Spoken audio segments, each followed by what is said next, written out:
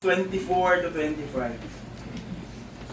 And when he had given thanks, he brake it and said, "Take, eat.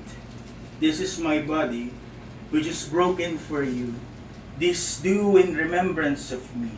After the same manner, also he took the cup, when he had supped, saying, "This cup is the New Testament in my blood. This do ye as oft as ye drink it, in remembrance of me." Purihin po ang Panginoon sa pagbasa ng kanyang salita. Mari na po ay magsipo. Sa buhay natin, marami tayong mga inaalala. Marami tayong mga tinatanging mga tao na maaring may malalim, may malaking parte kung sino tayo. Maybe we remember our loved ones who had shaped our lives, who have great effect sa ating buhay. May mga tao rin na tinatanyag bilang mga bayani, katulad ng mga bayani ng ating bansa, na pinaniniwalaan, they are being remembered because pinaniniwalaan ng mga bansang ito na sila ay may mga great accomplishments, at kung wala ang mga taong ito, wala yung bansa. Meron din mga great leaders who were remembered because of what they have achieved. Marahil ilan sa atin inaalala ang mga magulang for their sacrifices, mga kaibigan dahil sa pagmamahal na kanilang ipinakita sa atin. And because we value them, these people, we find many ways upang sila po ay alalahanin. Marahil ang ating paraan ng pag-aalala is to keep photographs. Dati sa wallet, ngayon sa cellphone na lang. Wino-wallpaper o kaya naman iniipit sa likod ng casing. We celebrate anniversaries, kahit yung mga yumaong mga mahal sa buhay. We celebrate their birth anniversaries to remember them. Merong iba naman, katulad ng mga bayani, they are nations build monuments to honor them. O kaya naman, we tell stories about them sa mga tao na hindi sila nakilala upang kanilang malaman kung gaano sila kaimportante sa buhay natin. We remember them because their lives mattered to us. Ngunit sa hapong ito, we are not here to remember just anyone. We are here to remember the one who surpasses every earthly relationship, every earthly hero, every earthly love. At yun po ay ang Panginoong Yesus. No one has ever loved us as Christ has loved us. No one has ever done for us what Christ has done for us. And no one has ever given us what Christ has given us. The very life, His very life, para sa ating kaligtasan. But we do not remember Christ the way the world does. Hindi po tayo nagpapatayo ng mga rebulto. Hindi tayo nagsasabit ng mga imahe. Hindi po tayo sumasama sa paganong selebrasyon upang i-celebrate His supposed birthday. Hindi po tayo nagsusuot ng krus sa ating mga leeg. Hindi po tayo nagpapatato ng mukha ni Kristo na sinasabi ng mundo sa ating mga balat. The world remembers Christ with images, festivals. These are just sentimental arts. These are just cultural ceremonies. Pawang mga relihiyosong simbolismo lamang. But Christ did not commanded us na siya'y alalahanin sa ganong mga paraan, through statues, sa mga ritual, sa mga tradisyon, o sa mga emosyonal na displays. Christ, He Himself, had determined how He must be remembered. He instituted an ordinance that is holy, solemn, and divinely appointed, so that His church would never forget the price of redemption. Hindi sa pamamagitan ng kathanang tao, but through divine instruction. Hindi sa mga kostumbre na ginawa ng tao, but through God-ordained remembrance. At sa pagdako po natin sa banal na hapunan, as we gather at this sacred table, we come not to perform any mystical ritual. Hindi po ito pag-uulit ng ginawa ni Kristo. It is not, but this is not an empty ceremony. Kaya po tayo nandito, nagkaroon ng tamang paghahanda because we come to obey a command. Ang Panginoon mismo nagutos to do this in remembrance of Him. This do in remembrance of Him. So ang title po ng ating mensahe sa hapong ito is When Christ is Remembered. When Christ is Remembered.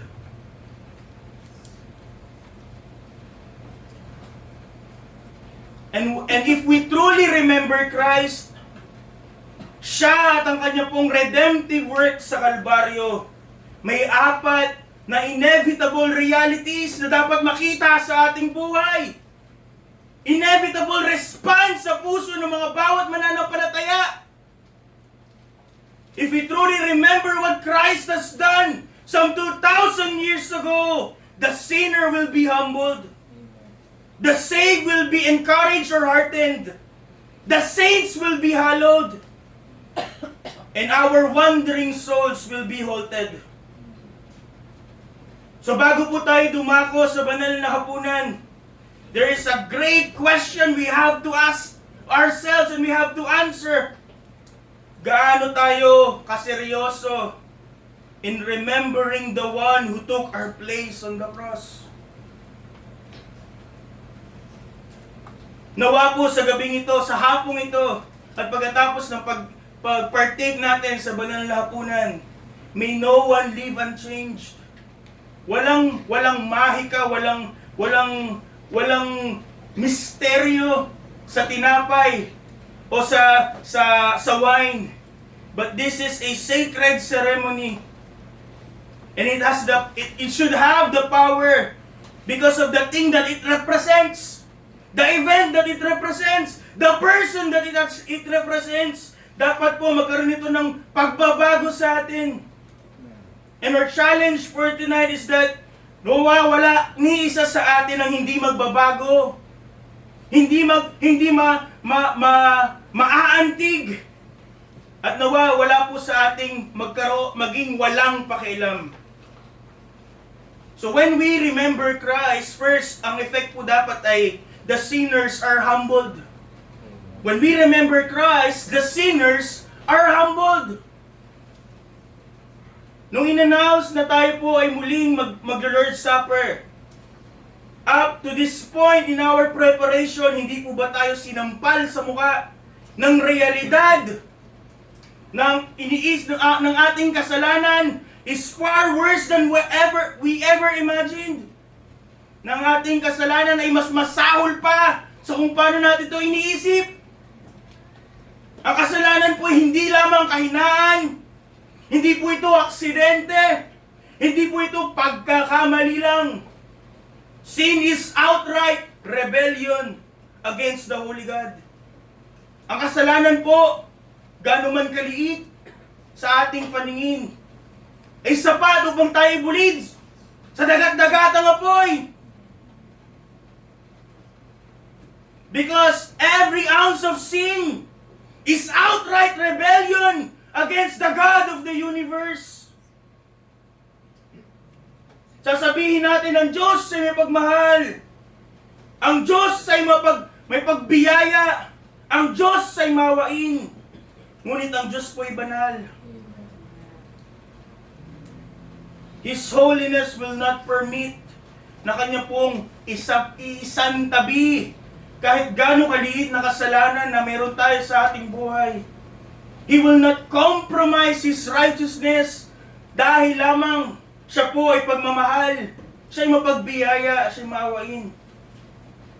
Dahil po ang Diyos ay banal, His very nature demands that sin should be dealt with fully. Pinaalalahanan tayo kahapon Ano po ang kabayaran ng kasalanan? Kamatayan. At hindi po babawasan ng Diyos. Hindi po papalitan ng Diyos ang kanya po itinalagang kabayaran ng kasalanan. The scripture rightly declares in Hebrews 9:22, without shedding of blood, there is no remission. So, kung walang pagbububo ng dugo, wala pong pagpapatawad ng kasalanan. At ito po ang pinapaalala sa atin ng banal na hapunan, na kaya po may tinapay ay dahil may katawang dapat baliin, dapat maghirap. Kaya po may wine, it announces na dapat may dugong itigis dahil sa ating kasalanan. And every time we come to this table, God reminds us na ang ating kaligtasan ay hindi po walang halaga. Hindi po mumurahin. Ano po ang halaga ng ating kaligtasan? Ang kanyang bugtong na anak. His only begotten Son.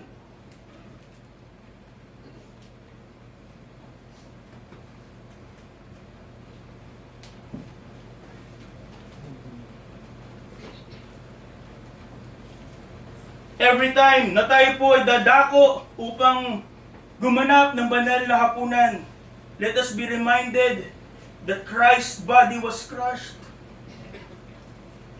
Binugbog, sinaktan, siya'y nagdusa.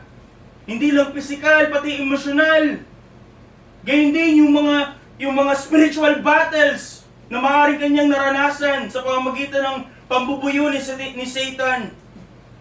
Let us be reminded that His blood was poured para sa kasalanan ko at kasalanan niyo.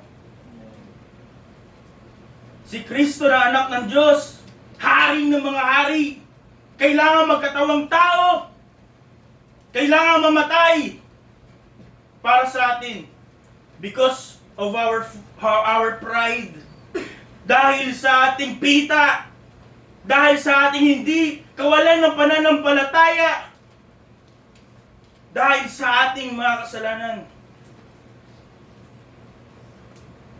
Ang banal na hapunan po dapat ay nagpapaalala sa atin that Christ had to die a brutal death para sa ating mga kasalanan. Sabi po ni John Owen, he who understands the cross aright will never again think lightly of sin. Sabi po ni Isaac Watts sa kanyang awiting at the cross, was it for the crimes that I had done, He groaned up upon the tree. At kung tayo po ay may tamang pag-alala kay Kristo at sa kanyang ginawa sa krus ng Kalbaryo, we must ask the same question. Ang kasalanan ko ba'y sobrang nakakadiri? Sobrang kasuklam-suklam na ang tanging kabayaran lang dito ay ang buhay ng anak ng Diyos? At ano po ang sagot? Oo. Sa 1,000 pagkakataon, 1,000 oo.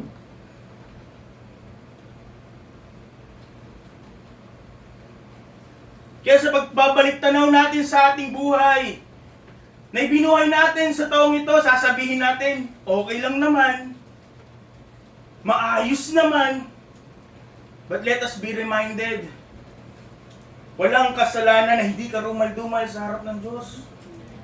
Ang problema sa atin, hinihintay natin banggitin yung kasalanan natin.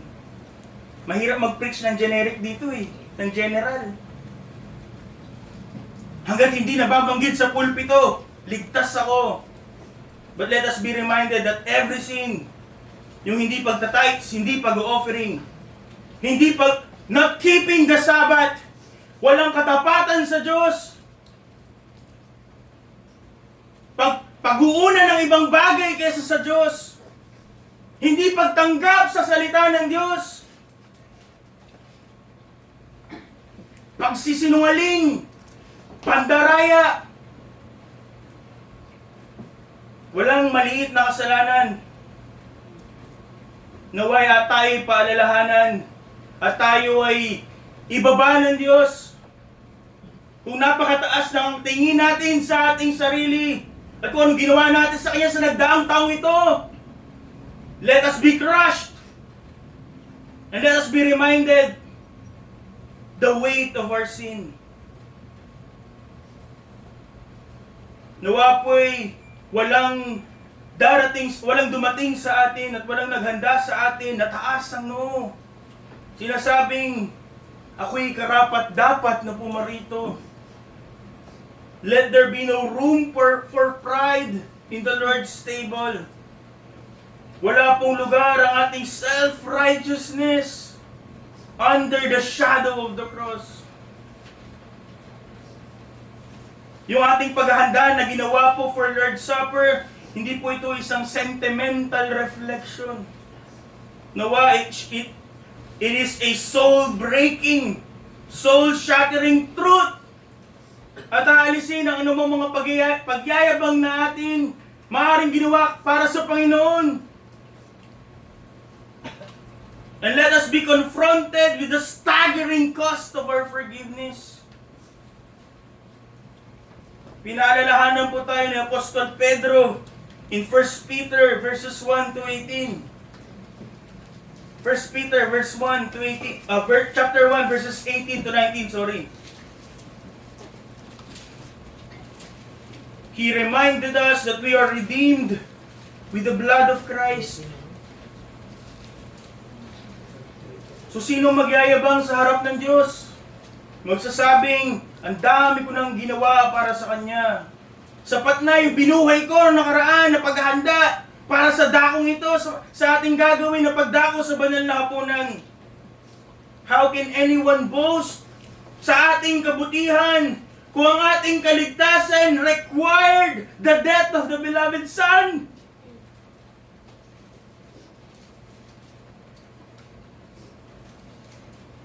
Kaya tamang sinabi ng Apostol Pablo in Galatians 6:14, God forbid that I should glory. Ilayo nawa tayo ng Diyos na tayo magmalaki, magmayabang at magmapuri. Save in the cross.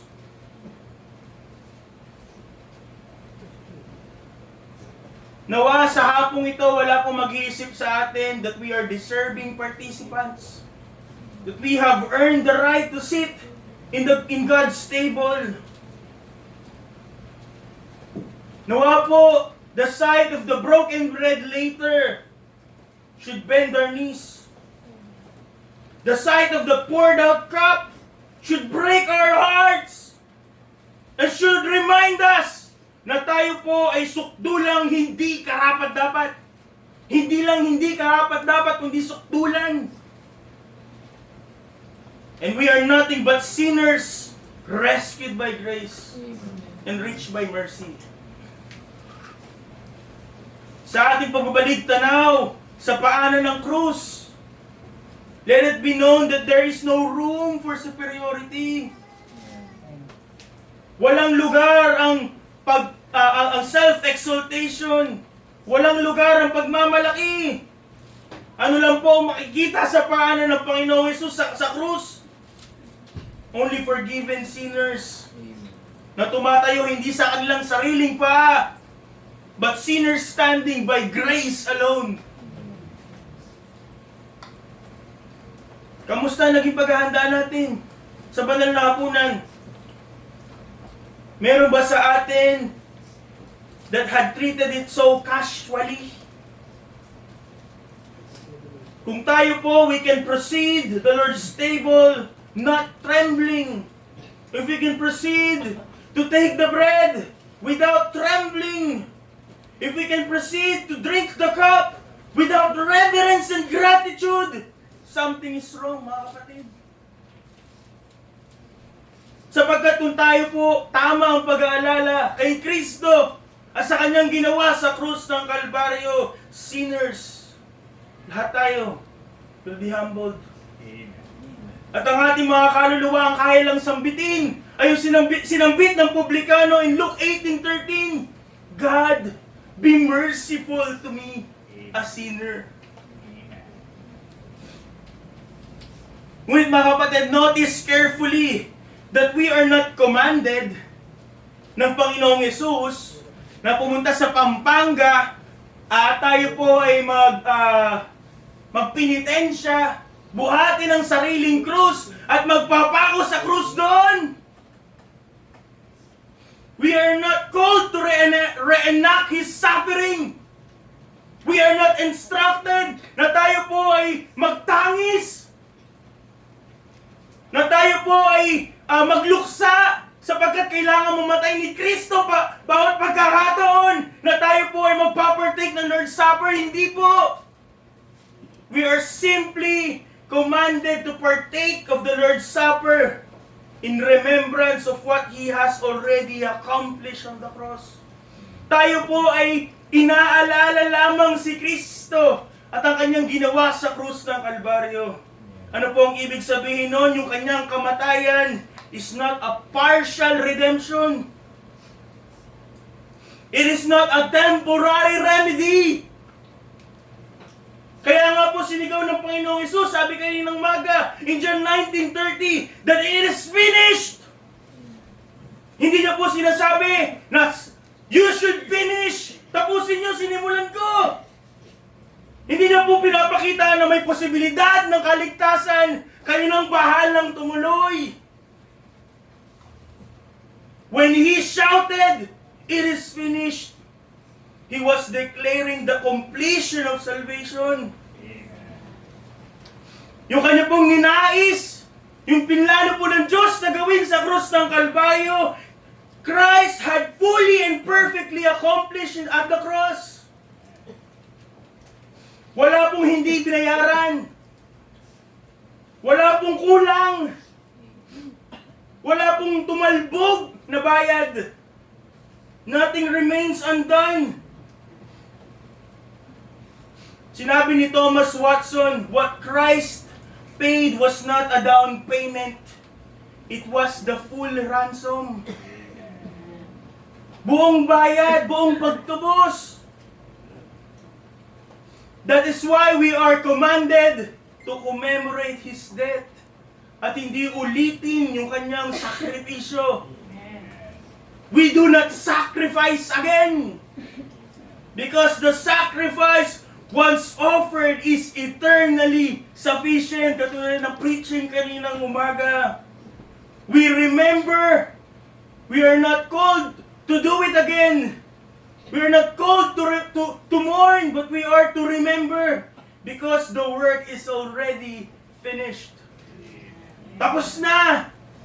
Ginawa na ng Panginoon! Thus, remembering Christ and His death is not only meant to humble the soul. Sa ating pag-remember sa ating Panginoong Yesus, yung kanya pong ginawa sa krus ng Kalbaryo, hindi lamang po pagkakataon, hindi lamang paraan upang tayo po ay ibaba. It is also meant to hearten the saved. Ang ibig po sabihin natin sa hearten is to strengthen, to encourage, to breathe courage back into a trembling heart. Imagine the weight of our sin. If we truly understand the weight of our sin, hindi po malayong isipin natin na every time we sin, hindi ba nababawasan yung favor ng Diyos sa akin? Hindi ba babawi ng Diyos sa akin yung kaligtasan?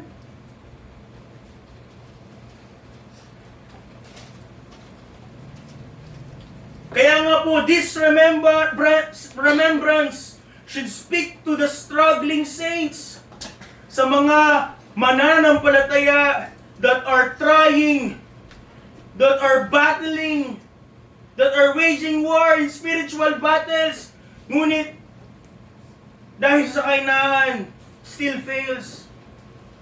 Those who battle sin, those who grieve over weakness. Hindi lingid sa atin na ang buhay Kristiyano is not a life of bed, of roses.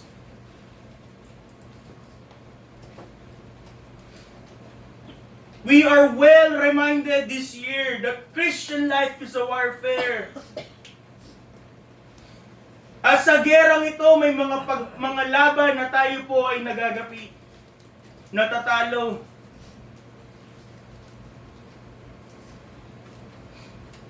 At may mga pagkakataong madalas tayong matalo.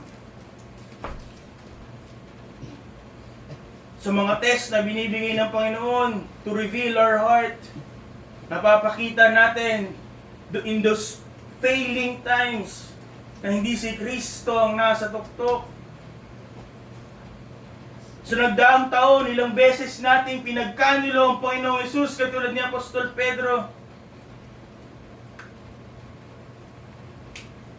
Marahil hindi sa salita, bagkus sa ating gawa o sa hindi paggawa.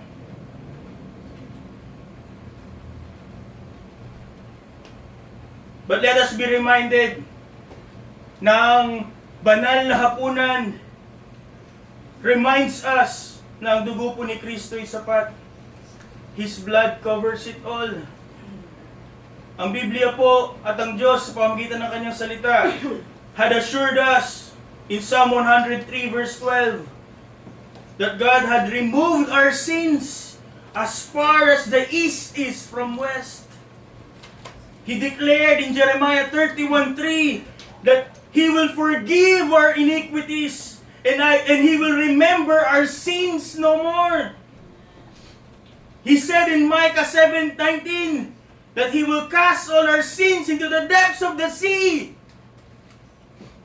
And that if we confess our sins in 1 John 1:9, He is faithful and just to forgive us our sins and to cleanse us from all unrighteousness. Bakit? Dahil sa krus, God had made Christ to be sin for us, 2 Corinthians 5:21, that we might be the righteousness of God in Him. So to truly remember what Christ has done in the cross, these broken believers who fail from time to time should find peace. Our guilty conscience should find cleansing, and our really weary souls sa kapagwalan ng palaging natatalo should find strength.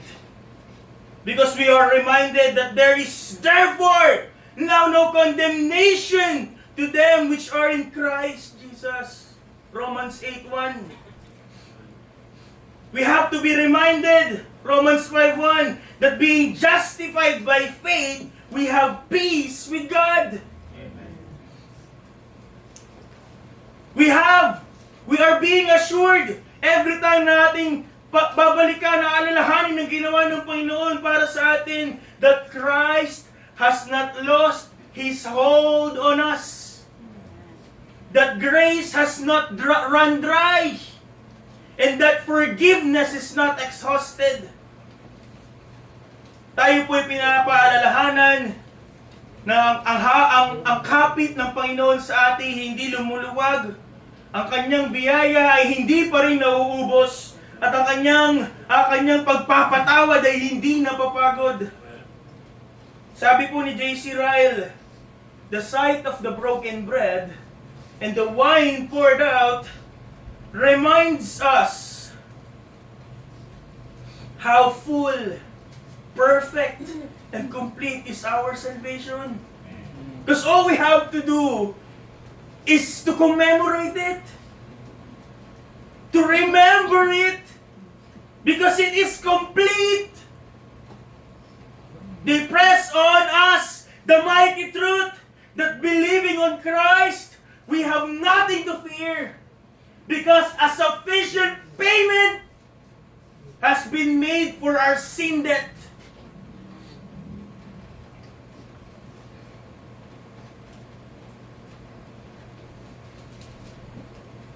Sapat ang kabayaran na ginawa ng Panginoong Hesus sa mga kasalanan natin sa kahapon, sa ngayon, at mga kasalanan gagawin sa hinaharap. Your standing, our standing, yung katayuan natin sa harap ng Panginoon, We should thank God because it does not rest on our performance. Kung ang ating kaligtasan ay performance bonus, ilan na walang bonus sa atin? Baka may utang pa tayo. But our standing rests upon Christ's finished work. Hindi sa ating trabaho, kundi sa ginawa ni Kristo sa krus. Our salvation is not dependent upon our faithfulness. Paano kung nakabatay sa katapatan natin? Wala na. Sa maliit na bagay, kaya-kaya natin pagpalitan Diyos eh. Ngunit salamat sa Diyos. Hindi sa katapatan ko nakabatay yung kaligtasan natin. Nakabatay sa katapatan ng Panginoong Hesus. Nakabatay sa katapatan ng Panginoon, ng Diyos. At ang ating hope, ang ating pag-asa, it is not on our grip on Christ. Mali yung sasabihin na yung pagmamahal natin kay Kristo, yun ang dahilan. Kaya tayo nagpapatuloy, no.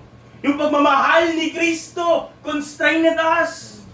Yung pagmamahal ni Kristo, yung hawak ni Kristo, yun ang dahilan bakit tayo may pag-asa. Kasi kung magiging tapat tayo, alam natin kung sa atin ibabatay. Kung tayo ang magiging dahilan ng ating kaligtasan, wala na. Walang pag-asa. But I thank God, because our hope is not based on us, but on Christ's finished work.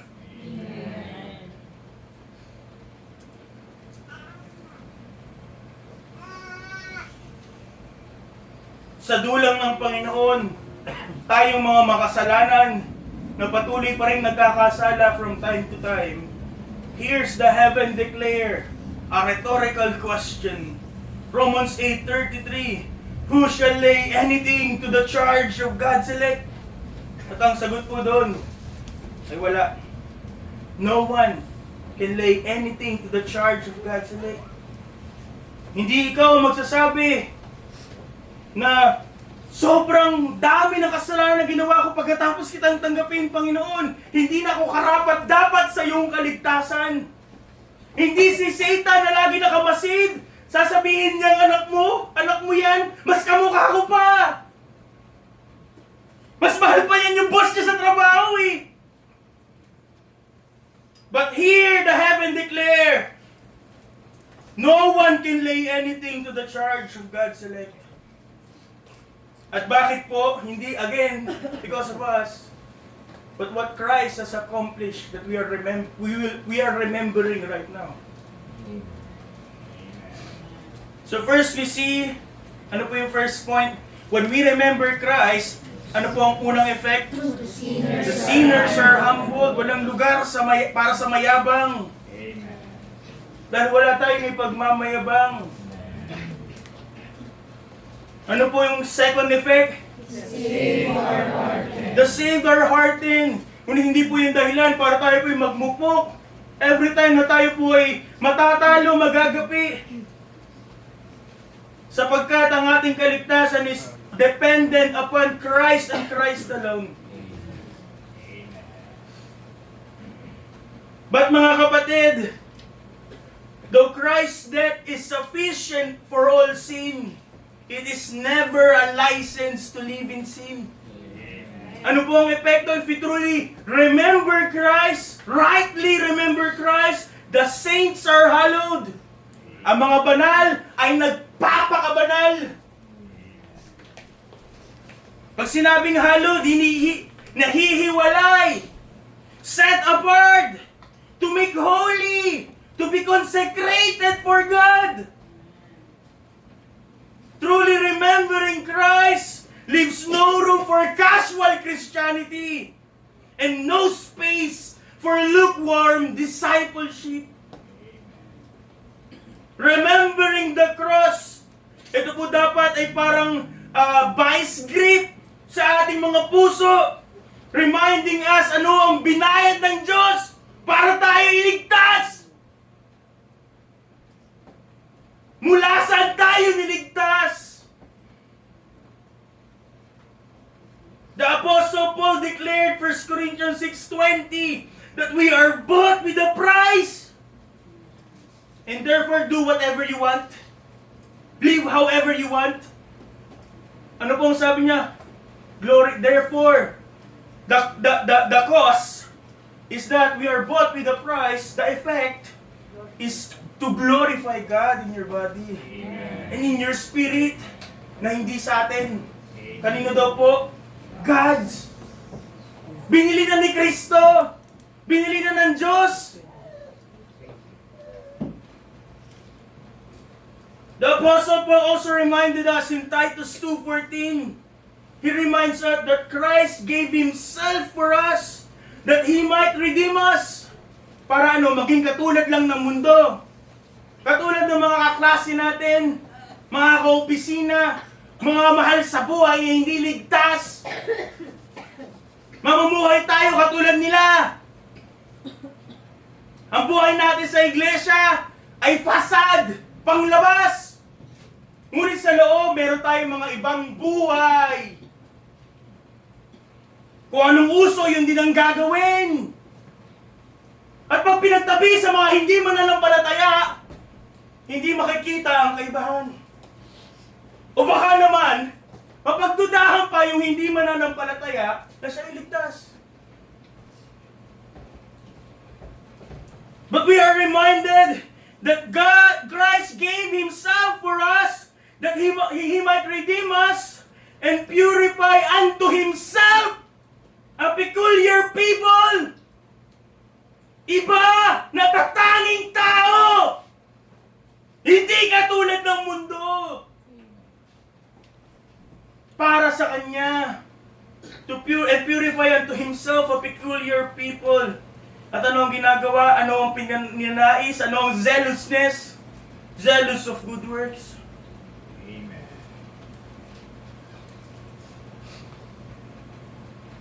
Sa pag-alala natin muli sa ating Panginoon, sa Kanyang ginawang kaligtasan, tanungin natin ang ating mga sarili.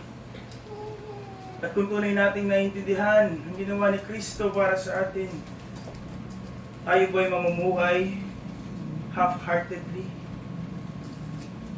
Hindi ko ibibigay ang lahat ko kay Kristo? Karapat dapat bang ibigay yung aking tira-tira?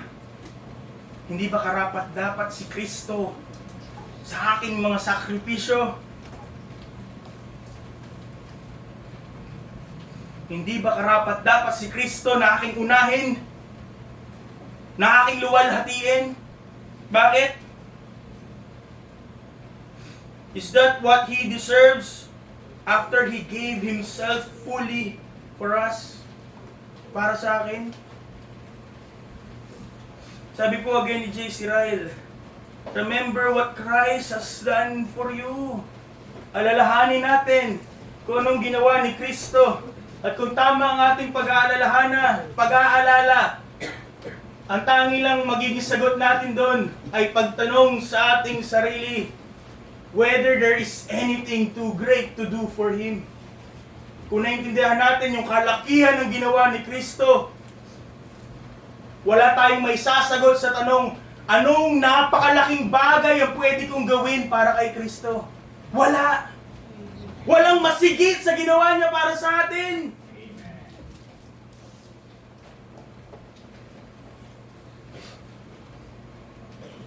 To truly remember Christ, katulad ng tema ng preaching kahapon, is to fill our hearts with gratefulness.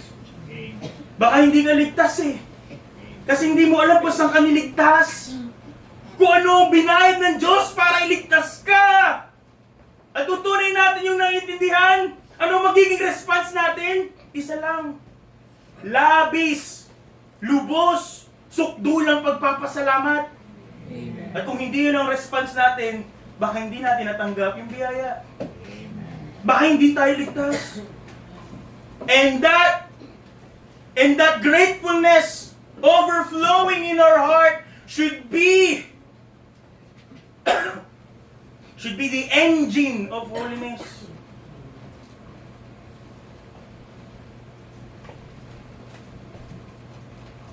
Sabi uli po ni J.C. Ryle, the heart which truly remembers Christ cannot help but love. And loving must obey.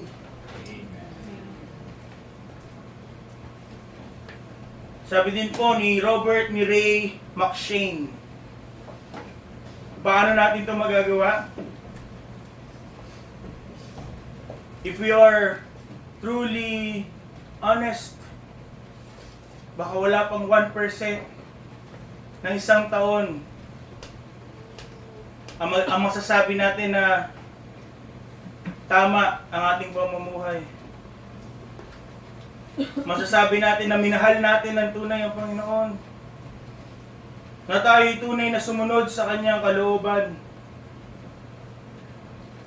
So Robert Murray McCheyne gave us a counsel. Sabi niya, bawat pagkakataon na titignan mo ang iyong sarili, tumingin ka na 10 beses kay Kristo.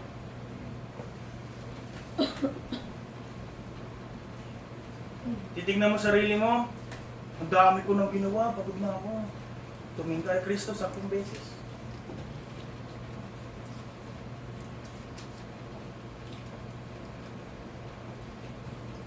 Ang dami ko ng ministries, nabe-burnout na ako. Tumingin ka kay Kristo 10 beses. Kasi hindi sapat yung isa eh. Titigan mo siya. Titigan natin ang Panginoon 10 times. And you will see how great the work He has done for us and how little we can do for Him. Amen.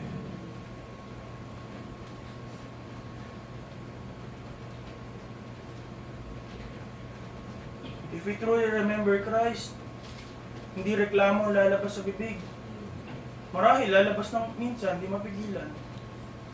Ngunit lalabanan, papatuloy. Sapagkat makikita natin, kulang pa yun sa ginawa ni Kristo. Karapat dapat si Kristo. Kahit lahat ng ministry, involved ka. Kahit lahat na lang sakripisyo na napagdaanan mo, kailangan mo yung sakripisyo para kay Kristo. Kulang pa yun.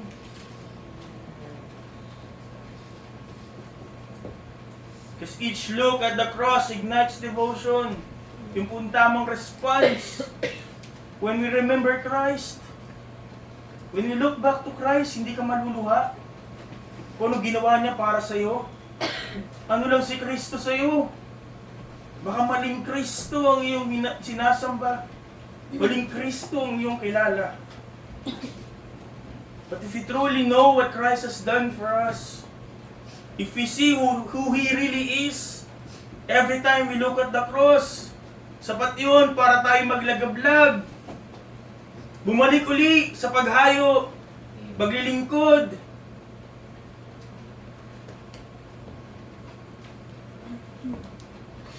Every look at the cross consumes sin and fuels a love that flows into obedience.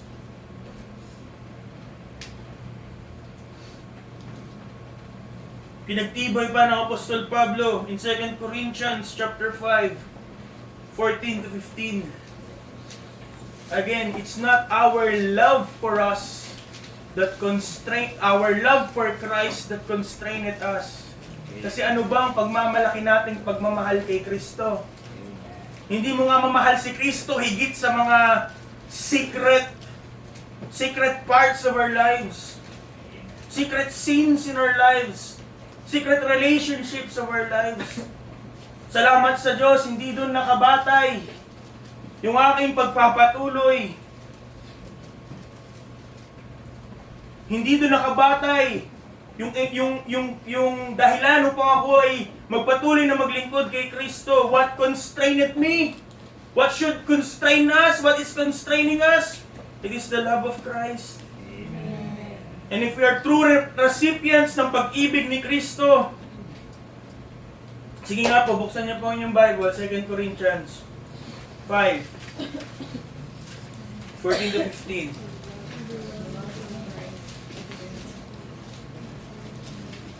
Diyan na po kayo? Sige po, handa, ibasa. The love of Christ constraineth us, because we thus judge, that if one died for all, then we're all dead. And that he died for all, that they which live should not henceforth live unto themselves, but unto him which died for them, and rose again. The love of Christ constraineth us, na siyang namatay para sa atin ay sapat para sa lahat. At kung siya'y namatay para sa lahat, lahat ay hindi dapat na nabubuhay para sa kanilang sarili. Ikaw ba namatay para sa sarili mo? Ngunit ano na po dapat? But unto Him who died for them.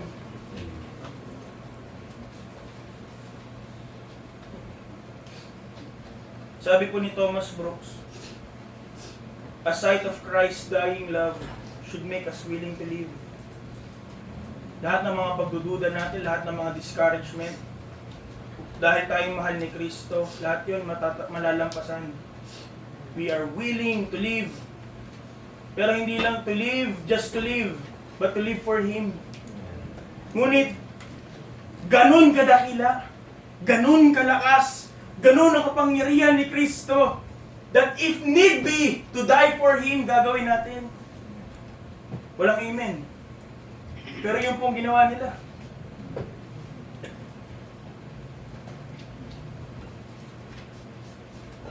Nagiyalang kamag-anak. Pagpapalit nyo na si Kristo eh. Para lang sa overtime, pagpapalit nyo na si Kristo. Hindi kayo manindigan para sa prayer meeting, sa practices, paminsan-minsan, pababayaan pa Sunday services. Hindi ba kayo mahal ni Kristo? Does not the love of Christ constrain you? Hindi ba yun ang humahatak sa'yo? Hindi ba yun nagtutulak sa atin para gawin ang mga ginagawa natin? Because if that's the case, tayo mabubuhay para sa Kanya. At kung kailangan, kahit mamatay, handa tayo. So nakita natin, to truly remember Christ, the sinners are humble. To truly remember Christ, ano po ang nangyayari? Saves our heart. At yung kadidiscuss lang natin, the saints are hallowed. Kung tunay na naunawaan ang pag-ibig ni Kristo, gagawin natin ang lahat upang mamuhay ayon sa kalooban ni Kristo.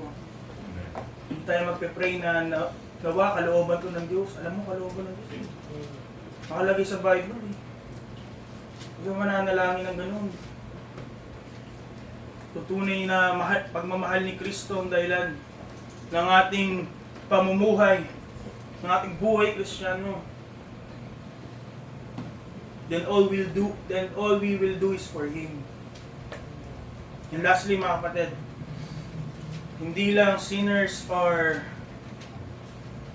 humble, hindi lang saved are ardent, at hindi lang saints are hallowed. Lastly, kung hindi ko po sinasabi, 4 lang ang effects. But for the sake of time constraint, the souls are haltered. Lastly, the souls are haltered. Ang tama, tunay na pag-alala kay Kristo sa Panginoong Hesus, sa kanyang ginawa sa Kalbaryo, does not only compel one to live for Him, but at the same time, to die to self and sin. Hindi mo sasabihin, ako namumuhay ako para kay Kristo, ngunit may kasalanan pa rin tayong ginagawa sa ating buhay. Nagdagdag lang tayo ng katauhan. Hindi po ganoon ang tamang pagkaunawa at pag-alala sa ginawa ng Panginoong Kristo. We are not just compelled to live for Him, hindi lang yun pasad, but every time, every part na dati ang sarili at ang kasalanan ng namumuno, atin po yung pinapatay. When Christ is remembered, it halters the soul. Ang halter po, yun po yung renda sa kabayo, sa mga hayop. At yun po yung nagko-control sa hayop. Nagpapatigil kung dapat patigilin. Nagpapakaliwa kung dapat kumaliwa. Nagpapakanan kung dapat kumanan. When Christ is remembered, it halters the soul. It restrains it from wandering into sin. Di ba sabi nga po ng kata, Lord, prone to wander, Lord, I feel it. Prone to leave the God I love. But thank God, if we truly remember what Christ has did, it renders our desire to sin helpless, hopeless. It restrains our love to sin. It restrains our desire to compromise. And it restrains yung ating pagkiling sa kamunduhan. To halter is to hold back. Hindi ibig sabihin we are being held back sa ating potential, but we are being held back on things that are dangerous, harmful for us. We are being guided. Hindi tayo pinaghihigpitan. But we are being guided in the right way. At ano po ang aim? To prevent us to do worse, to do the worst things that we can do. Ang puso natin, kaya nga hindi dapat tayo bumabatay sa puso eh. Ang puso natin, matigas ulo. Kung papakinggan natin puso natin, maliligaw tayo. Yung puso natin, in love yan sa mundo. Kaya kailangan ng renda. And if we see what Christ has done for us, that should be enough to restrain our actions, to pull us from compromise, and to keep our feet on the right path. Sa bawat pagkakataon na ang tinapay ay pinagpuputol-putol, ito po ay declaration of what sin has demanded. Katawan ni Kristong pinagputol-putol para sa atin. Every time the cup is filled, it should be a whispering to us that Christ died for this, para sa ating kasalanan. At kung si Kristo ay namatay para sa ating kasalanan, bakit tayo babalik sa kasalanan? As we remember the death of Christ, hindi lang ito pinapakita yung pagiging kalunos-lunos, pagiging kasuklam-suklam ng ating katayuan at ang ating kasalanan bago tayo masumpungan ni Kristo. His death not only reveals how heinous our sin was and our sin is, but it also changes our attitude towards sin. Yung tunay na nakakaunawa sa ginawa ni Kristo, tunay na tumanggap ng pag-ibig ni Kristo, will have a different attitude towards sin. Dati kadali-dali, di ba? Kadali-dali, gumawa ng mga kasalanan, magmura, kadali magsinungaling, kadaling banggitin ang pangalan ng Diyos nang walang katuturan, kadaling magbisyo. But if we truly remember what Christ has done for us, yung kadali na yon, hindi na. Iba na. The attitude is different towards sin. Kaya nga po, di ba, winarningan tayo ng Apostol Pablo. We are being warned against careless participation. Sabi sa 1 Corinthians 11:29 to 30. For he that eateth and drinketh unworthily, eateth and drinketh damnation to himself, not discerning the Lord's body. Walang tamang paghahanda, namumuhay sa kasalanan, kapalaluan ng pinapairal. Ano po sabi ng Apostol Pablo? It is careless participation. May galit sa puso, may hindi pagkakaayos-ayos. Hindi ko alam lahat eh. Pero alam nyo, alam natin, alam ng Diyos. Ano daw po yun? Ito po ay pag-partake sa Lord's Supper na ang cause ay damnation to himself. Pagkasira ng sarili. Ang sabi ng Apostol Pablo, verse 30, for this cause many are weak. Marami nanghihina. Marami ang may sakit. At marami ang nangatutulog. Hindi po yan natutulog na katulad ng iba, ha? Ngunit yan po ay namatay. Sin unto death. Ganun kaseryoso ang Diyos sa kasalanan. And that's why our attitude should be changed. Sabi po ni Jonathan Edwards, when we behold the cross rightly, sin becomes bitter and Christ becomes sweet.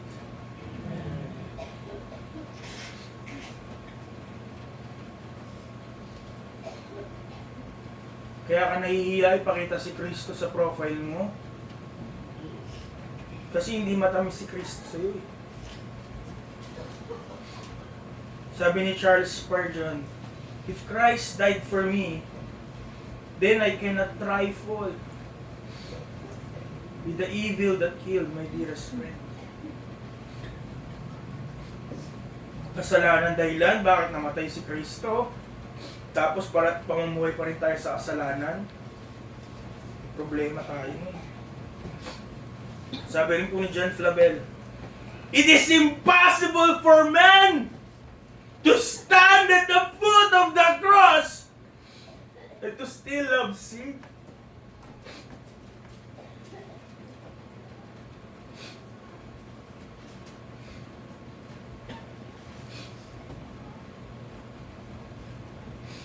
Pero gano'ng kadali sa atin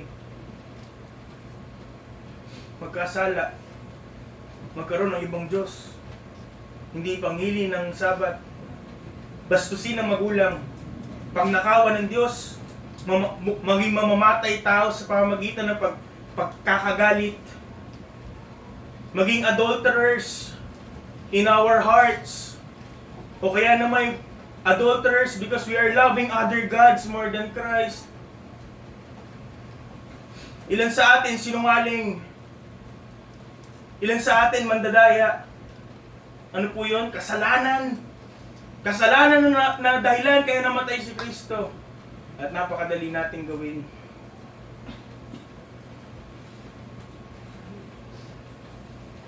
Right remembrance of Christ should halter ang ating mga kamay to do the things na hindi niya kalooban. Ang ating mga paa upang puntahan ng mga lugar na hindi niya nais para sa atin.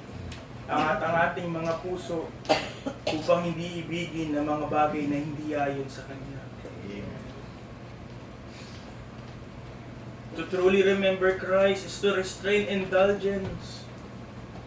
To truly remember Christ, it should show in our lives being guided with our daily choices. To truly remember Christ, it will protect our soul from spiritual adultery. Sabi po ulit ni J.C. Ryle, every time a believer receives the bread and the wine, he is reminded what a serious thing it is to be a Christian. Wala naman pumilit sa inyo maging Kristiyano eh. Marami naman sa atin matanda na, baka na una pinilit ng magulang. O di ba, yung iba umalis na?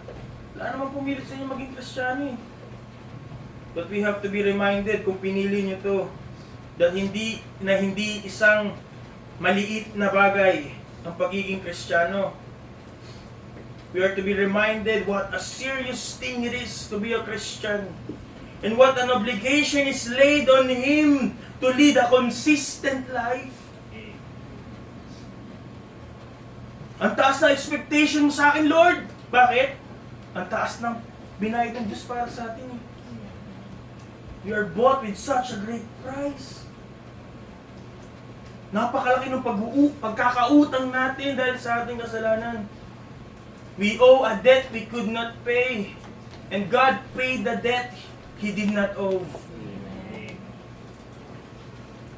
At kung ating nauunawaan yun, ought He not to glorify Christ in body and spirit? Yung Kristiyano, na binili ni Kristo, hindi ba dapat bawat parte ng buhay niya para kay Kristo? Hindi ba dapat bawat ginagawa niya para luwalhatiin si Kristo? Ought He not to glorify God, Christ in His body and spirit, which are His?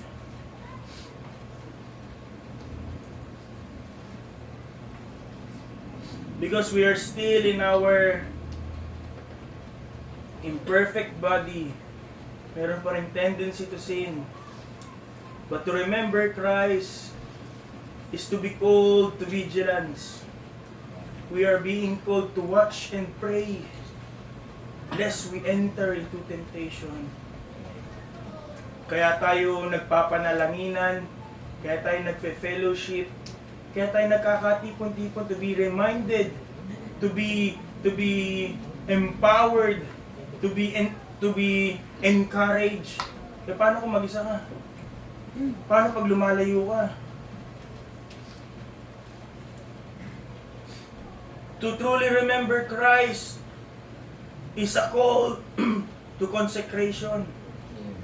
2 Timothy 2:19, let everyone that nameth the name of Christ, let everyone that nameth the name of Christ, ano po yun? Tinatawag niya yung sarili niyang Kristiyano. Depart from iniquity. Grace flowing from the cross ay hindi po lisensya to sin. Hindi porket ang kasalanan natin ay paid in full, the past, the present, and the future sin. It is not a license to sin.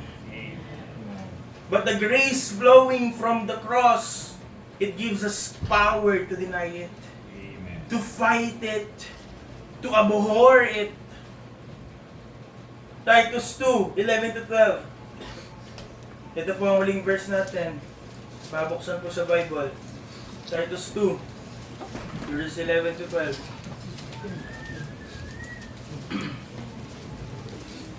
Diyan na po kayo? Amen. Handa, basa. The grace of God that bringeth salvation appeared to all men, teaching us that denying ungodliness and worldly lust, we should live soberly, righteously, and godly in His present world.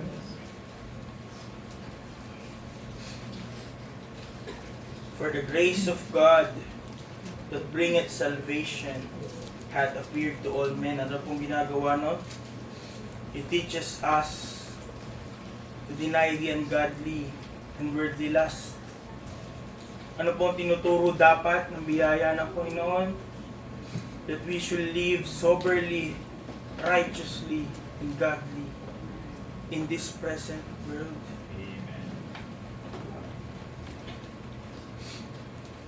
So ayan yung pong tapusin ko dito. Tanong, sa dami ng sinabi, dami ng tinanong, isa lang pong dapat nating sagutin. Have we truly remembered Christ? Because true remembrance never leaves the heart unchanged. It humbles the sinner. It strengthens the saved. It hallows the saint. And it halters the wandering soul. Sa ating pagbabalik tanaw sa nagdaang taon, ito po dapat yung pag-aalala natin kay Kristo ay magdulot sa atin ng kapakumbabaan sa ating mga pagkukulang kay Kristo.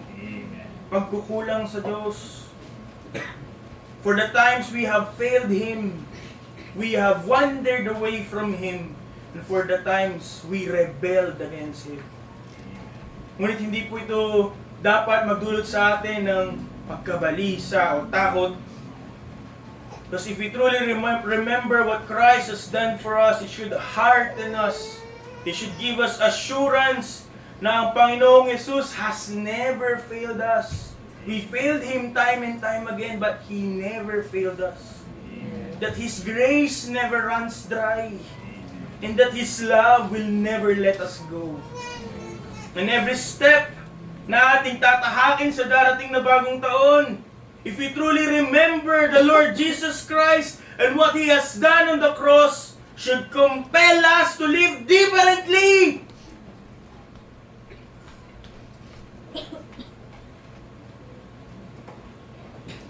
Hindi sapat na nagbalik tanaw, nakita mo yung mali, pagdating ng bagong taon, ganun uli.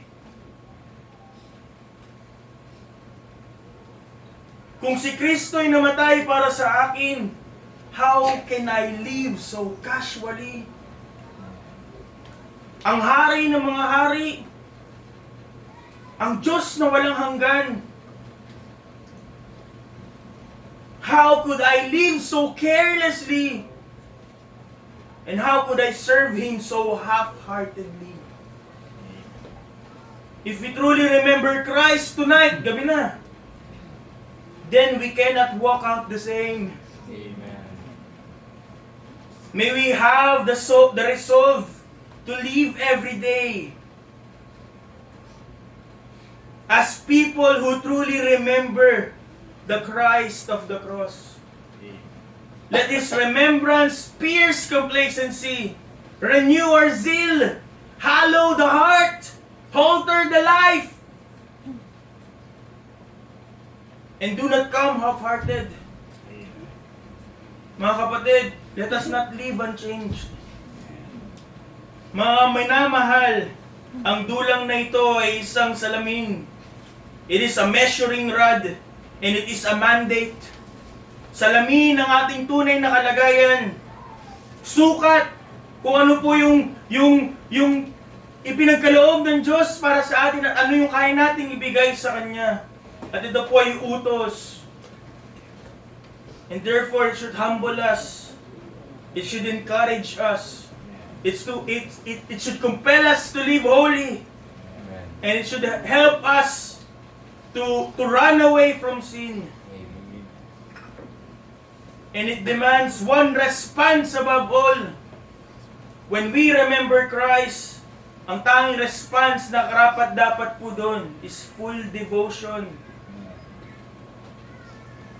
Hindi 50%, hindi 90, hindi 99, hindi 99.9. But full devotion para kanino? To the Savior who gave us everything. Amen. Ito po ang salita ng Diyos. Amen. Inaya ko po kayong tumayo. Tayo po ay huling manalangin. Huwag mo namin Diyos ang pangyarihan